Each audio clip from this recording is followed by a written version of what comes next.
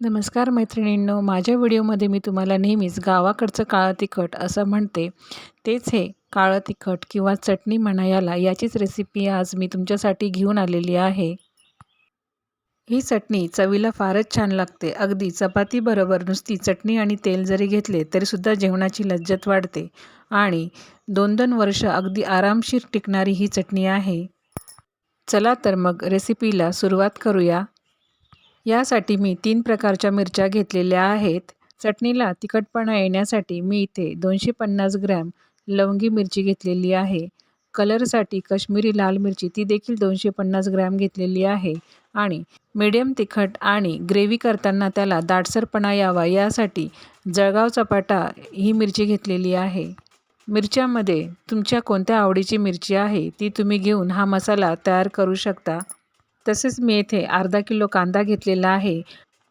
कांदा कापत बसण्यापेक्षा चिप्स करतो त्या साच्याच्या साहाय्याने असा हा पटकन कट करून घ्यायचा. त्यामुळे आपला वेळ देखील वाचतो आणि कांदा देखील हा पटकन बारीक होतो. कांदा हा मस्त बारीक करून झालेला आहे. आता लोखंडाच्या कढईमध्ये सर्वात प्रथम कांदा आपल्याला शिजवून घ्यायचा आहे, कारण कांदा शिजायला बराच वेळ लागतो.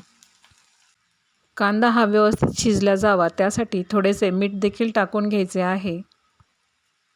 मिरची ही जवळपास 1 किलो आहे, त्यासाठी मी इथे 200 ग्रॅम मीठ वापरणार आहे.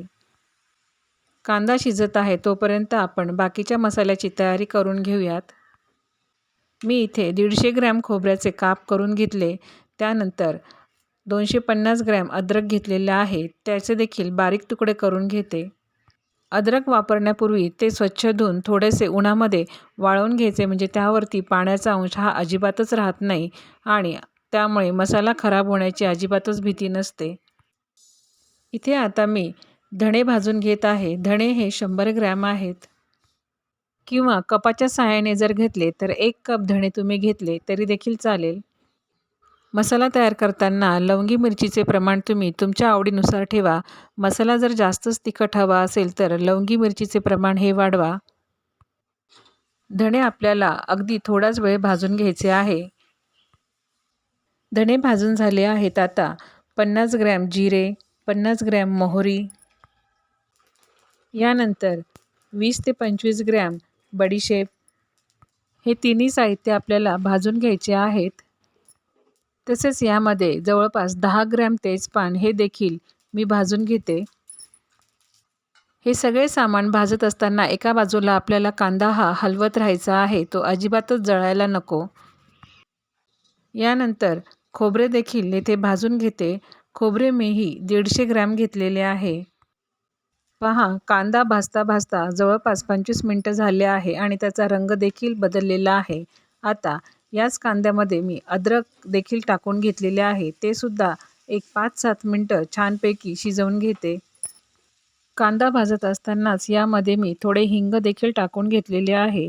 जर तुमच्याकडे खडा हिंग असेल तर तो तुम्ही सेपरेट असा बारीक करून तव्यावरती भाजून घ्या.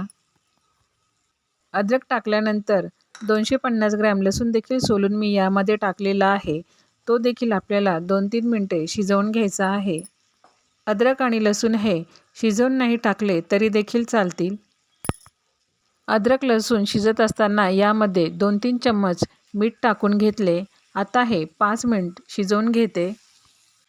आता राहिलेले मसाले आपल्याला अगदी थोड्याशा तेलामध्ये भाजून घ्यायचे आहे. त्यामध्ये 10 ग्रॅम लवंग, काळी मिरी, दालचिनी, तसेच स्टार फूल, त्रिफळा, 2-3 मसाला वेलची आणि 10 ग्रॅम हिरवी वेलची टाकून घेतलेली आहे. अगदी थोड्याशा तेलात आपल्याला हे सगळे मसाले भाजून घ्यायचे आहे. तुमच्याकडे जर दगडफूल आणि शहाजिरे असतील तर ते देखील तुम्ही टाकून घ्या. मी इथे 1 टीस्पून मेथी दाणा देखील टाकून घेतलेला आहे. मसाले आपल्याला अगदी 2 ते 3 मिनटंच फक्त स्लो गॅसवर भाजून घ्यायचे आहेत. जर तुम्हाला यामध्ये कोथिंबीर देखील टाकायची असेल तर ती देखील अशाच थोड्याशा तेलावरती छान कडक होईपर्यंत भाजून घ्यायची.